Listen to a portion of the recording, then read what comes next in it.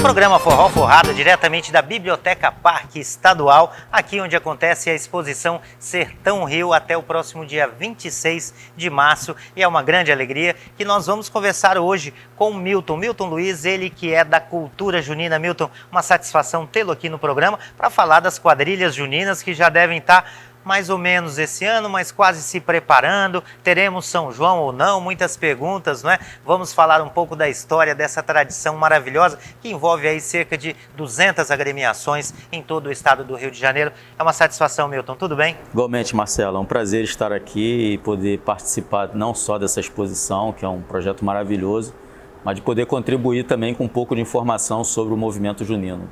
E esse movimento junino é bastante forte aqui no estado. Eu acho que nós temos um dos estados com mais força em termos de quadrilhas juninas, Milton. Hoje nós temos em torno de 110 quadrilhas em atividade em todo o estado do Rio de Janeiro. E aí a gente divide por regiões. Algumas regiões têm um pouco mais, outras um pouco menos, mas seguem resistindo em prol da cultura junina, em prol da atividade da cultura naqueles locais onde elas nasceram e permanecem. Quer dizer, aqui eu acho que não existe uma data específica de que ano começou o movimento, porque é uma coisa que já vem da tradição brasileira, já vem da cultura brasileira, cultura nordestina, mais especificamente, né, Milton? A cultura junina em si, ela é uma festividade que ela foi abraçando várias outras culturas, desde a europeia até inclusive da europeia à portuguesa, mas também a italiana, com as suas danças, né? A própria cultura cigana também contribui muito para a cultura junina.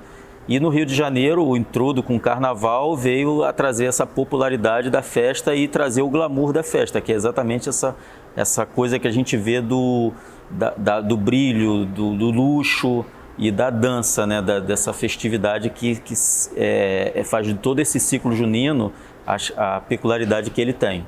Justamente. E antes de falar um pouco dessa característica específica das quadrilhas juninas aqui no Rio de Janeiro, que é justamente a proximidade com as agremiações aqui do carnaval, faz com que as quadrilhas juninas tenham uma pegadazinha de carnaval no lado aí das fantasias. Mas antes disso, Milton, eu gostaria que você explicasse como funciona a estrutura das quadrilhas, porque aqui no Rio são federações, não é isso? Sim, a estrutura organizacional da festa em si, com as quadrilhas, é através das entidades das federações, que se organizam, reúnem os presidentes de cada grupo, que são os mestres, né? Esses presidentes são responsáveis pelos seus grupos e pelo coletivo, e aí a entidade ela organiza eventos para que esses eventos possam, no final de uma temporada, selecionar aquele grupo que se destacou, aquele componente que dança num determinado cargo, que é o chamado destaque, né? Rainha, princesa, noiva, viúva, e esses são premiados a partir de um resultado de uma final. Então, cada entidade ela organiza as suas finais, os seus concursos, os seus circuitos, e aí as quadrilhas se organizam de forma antecipada, com 12 meses mais ou menos de trabalho, né? A gente contando com a temporada, porque a gente começa geralmente em outubro, novembro, fazer a criação de tema, fazer a escolha de desenhos de figurino, escolher as músicas. Algumas quadrilhas, na maioria, param para o carnaval, porque muitos profissionais do carnaval são das quadrilhas, então eles precisam parar para se dedicar ao carnaval. E aí, com o encerramento do carnaval, a volta dos ensaios, que aí vem com mais força durante todos os finais de semana, até a estreia, que geralmente é em junho, e se estende até agosto as apresentações das quadrilhas. E são grandes apresentações, né, Milton? A quadrilha, a gente enxerga ela como quadrilha, mas ela é um espetáculo como outro qualquer. Ela precisa de ter uma preparação cenográfica, uma preparação cênica, de dança, de música. O repertório é um repertório de 30 minutos, então, em média, 30 minutos dá em torno de 12 a 15 coreografias diferentes. Então, é um trabalho que envolve muitos profissionais da dança, do teatro, das artes plásticas, né, da própria administração, para poder pensar a quadrilha como uma empresa também, para que ela possa fechar contratos, né, particulares, de festas particulares, porque a gente fala de circuitos das federações, mas a gente deve lembrar também que o Rio de Janeiro, hoje, a maioria dos eventos juninos são particulares, dentro de condomínios, shoppings, e aí esses eventos têm uma necessidade de uma administração por trás também dos grupos. Você falou em 110 quadrilhas atualmente na ativa, porque a gente teve aí esse ano dessa pandemia, nesse último ano, nós continuamos aqui, também estamos com distanciamento, sem máscara, mas o Rio já passou de 200 quadrilhas, né? Nós tivemos já lá... passaram de 500. Passaram de 500 quadrilhas, então a gente vê essa situação como realmente foi afetada, não é? Está afetando bastante nesses 2 últimos anos. Nós tivemos um decréscimo bastante grande e é preocupante porque movimenta a economia, né, Milton? Sim, o que nós temos hoje são quadrilhas que indicam que estão em atividade, porém a gente não sabe se realmente elas vão conseguir estar após esse momento que nós estamos vivendo. Porém, as que sinalizam que ainda estão em atividade, mesmo que seus trabalhos estejam parados, elas estão fazendo alguns trabalhos menores, né, pelos bastidores, para que isso possa manter a atividade daquele grupo. Agora, com relação ao que a gente teve, muito se deu por conta até mesmo do desinteresse da sociedade, né? Vamos dizer assim, os mais jovens. Incentivo também, Incentivo, não é? espaço. Eu acredito muito que o que faz uma quadrilha surgir dentro de um bairro é a visibilidade que um outro grupo leva para aquele lugar. Então, se um bairro ele tem uma festa e vai um grupo bonito, um grupo apresentável, provavelmente alguém que vai assistir naquele local ali vai se interessar em fazer um trabalho semelhante. Foi assim que nos anos 80, 90, os grupos foram se expandindo e aí veio a Raia do Rio, que deu mais visibilidade e deu um boom ainda maior, onde surgiram muito mais quadrilhas. E aí, com o término da Raia do Rio, em torno de 2002, a gente foi começando a ter um desacréscimo de novos grupos e grupos que estavam parando. E aí a gente tem que pensar nessa questão da economia criativa, exatamente que a parte financeira é o ponto crucial para que um grupo pare de existir. Então a gente precisa lembrar que as quadrilhas precisam se reinventar, a economia desses fornecedores precisam também atender de uma forma plena para que a continuidade desses projetos sigam em frente, né? Milton, e no caso eu gostaria que você falasse, como a gente está falando dessa proximidade até com a escola de samba, não é? Qual o diferencial? Essa proximidade com o samba no Rio de Janeiro deixou as quadrilhas mais bonitas, mais pomposas? A cultura junina em si, ela absorve toda a cultura que ela tem ao seu entorno. No Rio de Janeiro não poderia ser diferente. O nosso ponto forte, vamos dizer assim, a cultura popular de maior visibilidade dentro do estado do Rio de Janeiro é o carnaval, a escola de samba. E aí a quadrilha, ela absorve exatamente essa cultura pela proximidade. Se a gente for observar, no Rio de Janeiro nós temos um estado que tem uma característica única, que são as quadrilhas de roça e de salão. E as quadrilhas de salão, mas também as quadrilhas de roça, utilizam na sua dança passos que lembram muito Mestre Sala e Porta-Bandeira.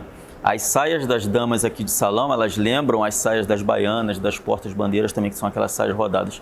Então a cultura, ela absorve aquela cultura que ela tem ao entorno. Milton, agora uma pergunta, porque falando que absorve, muita gente vê como isso uma coisa negativa. Como que o Rio avalia isso? Porque, por exemplo, nas quadrilhas lá do Nordeste, né? Às vezes olha, mas as quadrilhas do Rio de Janeiro, elas são muito levadas à questão do samba, então descaracteriza um pouco. Existe essa descaracterização ou não?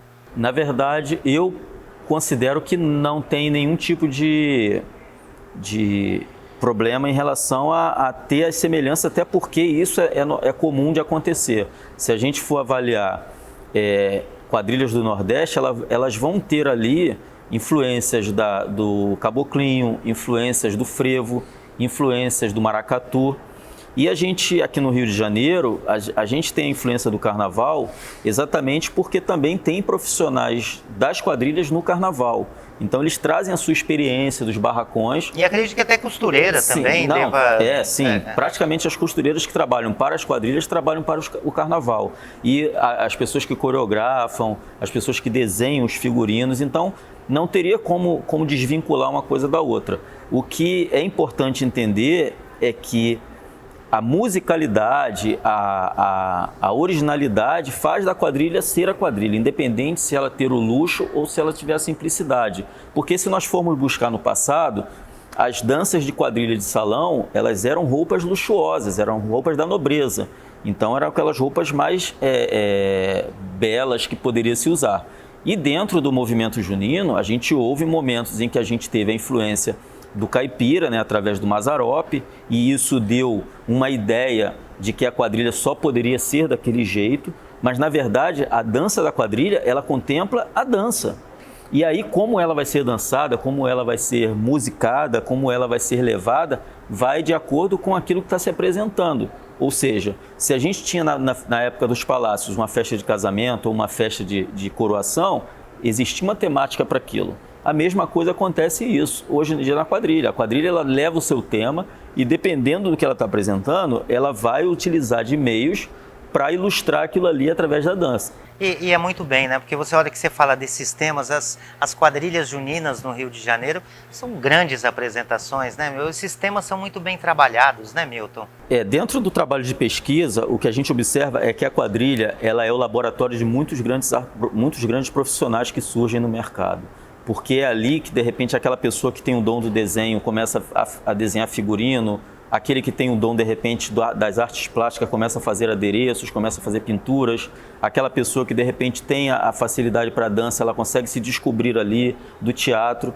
Então, a gente tem hoje, dentro do mercado, principalmente cultural, carnavalescos, cenógrafos, a gente tem figurinistas que vieram das quadrilhas. Eles começaram dentro dos seus bairros na quadrilha. E que talvez se não existisse aquela quadrilha ali, ele não se descobriria como artista, como um produtor cultural. Então a quadrilha, ela possibilita que se experimente.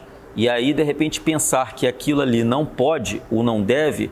Eu dou até um exemplo muito claro, se fala muito sobre música, não pode se usar música assim, não pode se usar música assado, a música tem que ser o forró, mas se a gente for buscar antes de Luiz Gonzaga, as quadrilhas não dançavam ao som de forró, as quadrilhas já dançaram ao som de marchinhas, as quadrilhas já dançaram ao som de instrumentos musicais, de operetas, então a quadrilha ela é uma continuidade de uma cultura que vive uma metamorfose de acordo com a sua época.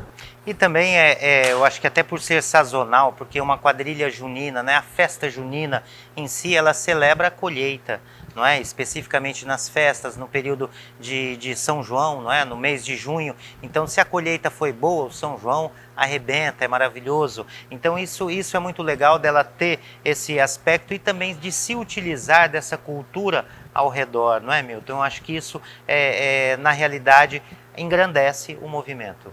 Sim, a cultura junina ela nasce exatamente da festa da celebração da fertilidade, a dança da fogueira, por isso que tem também uma grande influência cigana dentro dessa festa, a influência moura, né? Mas a influência italiana, portuguesa, ela vem a colaborar exatamente com essa questão do passo marcado, das fitas, do colorido, da espontaneidade da dança. Então, tudo isso junto se tornou o que é hoje. E, de repente, daqui a 30 anos não vai ser o que é hoje. Isso é que é o bacana, porque a cultura junina, a cultura junina ela depende única e exclusivamente do povo para continuar. E ela é feita para o povo. Então, ela independe de apoio para existir. Claro que o apoio ele é benéfico, mas ela independe. Se ela tiver que nascer dentro de uma comunidade que nem asfalto tenha, as crianças vão para lá com seus pés no chão, a poeira vai subir, todo mundo vai tomar seu banho depois, mas a quadrilha vai existir ali naquele local. E qual a sua expectativa aí para os próximos festejos juninos? Eu acredito que esse ano ainda haja alguma coisa de forma virtual, acredito muito nisso, eu acho que os grupos têm que estar preparados para isso também, mas todos querem voltar, carnaval, o São João e as outras festas, até o próprio Natal. Se a gente for lembrar que muitos não passaram com as suas famílias completas por conta do que está acontecendo, assim como nas quadrilhas, as pessoas querem se reunir novamente para darem as mãos, para dançarem, porque tem que ter o contato, tem que ter a dança, ela precisa disso. Então, acredito que a gente vai ter melhores dias, que o movimento ele vai se reencontrar dentro dessa dificuldade e que vai ressurgir mais forte ainda. Milton, e em relação aí a esse trabalho que a gente faz organizacional, em termos de apoio ao movimento, em termos de salvaguarda do movimento, isso é muito importante, né, Milton? O projeto Cultura Junina, por exemplo, nasceu dessa necessidade de se manter a história viva daqueles que de repente partiram ou que partirão, porque todos nós um dia vamos embora. E a nossa história é que muitos só daquela pessoa, porque às vezes ele foi presidente de um grupo, ele foi marcador de uma quadrilha, ela foi rainha de uma quadrilha, ela pode daqui a pouco não estar mais aqui e aquilo que ela guardou com tanto carinho, aquela história que ela guardou, ela se perde. Então, salvaguardar essa história, manter viva a história do movimento, daqueles que fizeram parte, daqueles que lá atrás, há 30, 40 anos, começaram a dançar quando nada disso ainda era possível, de campeonatos que a gente fazia simplesmente por fazer, né? Não se fazia para concorrer, se fazia para existir, para falar assim, olha, eu faço cultura aqui. Então é importante que essa história dessas pessoas sejam guardadas e sejam contadas e que lá na frente, quando nós não estivermos mais aqui, seja lembrado que houve essa iniciativa, que algumas pessoas buscaram essa história, manter essa história viva durante outros anos. Se Deus quiser, e a gente quer agradecer demais a sua parceria, quero te parabenizar pelo excelente trabalho, pela parceria de sempre. A gente vê você sempre correndo aí no movimento junino e a gente sabe da belíssima história que isso representa, não é? Economicamente também para o Estado é muito importante para o desenvolvimento da nossa juventude, para o desenvolvimento do nosso Brasil. Mais uma vez, parabéns, e para que marcar esse nosso momento, vamos lhe passar aqui o Padre Cícero Romão Batista, ele que é um exemplo também, não é, que apoiava a economia criativa e a todos os nossos movimentos nordestinos, era um ecologista, por isso é de borracha reciclada, é igual tua fé, não pode quebrar jamais, e eu tenho fé que o movimento junino só está começando, viu? Sim, agradeço também, Marcelo. Vai melhorar muito. Agradeço também a oportunidade de estar nesse espaço aqui do Forró Forrado, nessa exposição aqui, que contribui muito porque a musicalidade, a poesia, ela faz parte do contexto junino. Não existiria a quadrilha se não existisse a poesia, se não existisse a musicalidade. Então, acho que isso serve exatamente como uma referência também de trabalho para muitos quadrilheiros. Então, agradeço a oportunidade de estar representando aqui quadrilheiros que fazem a história do movimento acontecer, porque eu só conto elas, né? Eu sou um interlocutor dessa história. E agradeço também e parabenizo também pelo seu trabalho também junto à cultura popular e à cultura nordestina. Obrigado, amigo. Muito obrigado. E vamos esperar aí a próxima quadrilha junina, que a gente vai estar lá. Obrigado, Milton. Um abraço aí a todos e até mais. Fique ligadinho, Forró Forrado é o seu canal do forró aqui para você sempre. Fique ligado, tem sininho, tem número, tem bastante coisa para você. Fique ligadinho sempre, Forró Forrado.